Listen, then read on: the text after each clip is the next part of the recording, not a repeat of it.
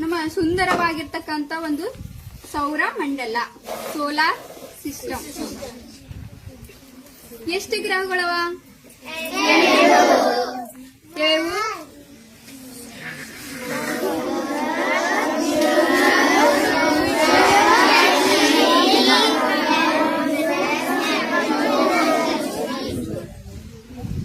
ಬುಧ, ಶುಕ್ರ, ಭೂಮಿ, ಮಂಗಳ, ಗುರುಗ್ರಹ, ಶನಿ ಗ್ರಹ, ಯುರೇನಸ್, ನೆಪ್ಟ್ಯೂನ್.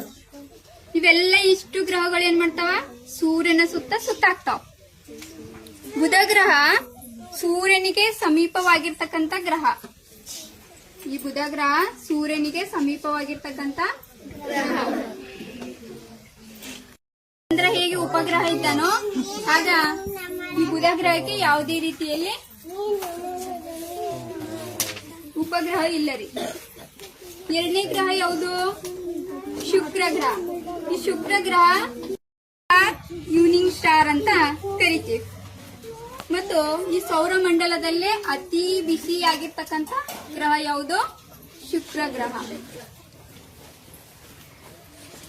ಮೂರನೇ ಗ್ರಹ ಭೂಮಿ ಗ್ರಹ.